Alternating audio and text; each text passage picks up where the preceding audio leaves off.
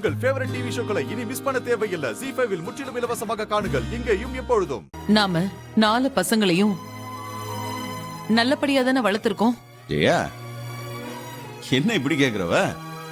4 பேருக்கு 4 கம்பெனியை கொடுத்துருக்கோம், நல்லபடியா பார்த்துட்டு இருக்காங்க. ஓ, நம்ம கதிர் இப்படி ஆயிட்டானேன்னு கேக்குறியா?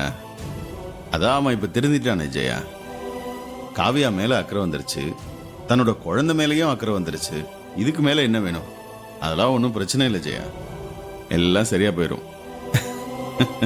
இல்லங்க, எனக்கு புரியுது. இருந்தாலும் என் மனசுக்குள்ள ஏதோ ஒரு சின்ன உறுத்தல் இருந்துகிட்டே தான் இருக்கு. ஆனா அது என்னன்னு தான் எனக்கு சரியா தெரியலங்க. என்னவா இருக்கும்? எல்லாம் உன் தங்கச்சியை பற்றிய விஷயமா தான் இருக்கும். வேற என்ன இருக்க போகுது ஜெயா? அது வேற ஒன்றும் இல்லை.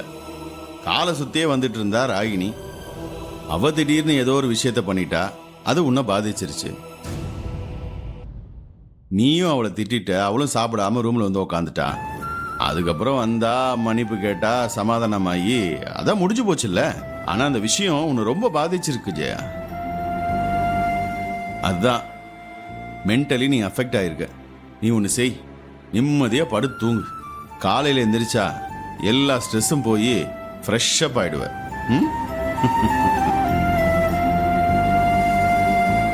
Good night Jaya. ஜெயா, அந்த ஏசி ரிமோட் எங்க இருக்கு? அங்கதான் இருக்கா? கொடு.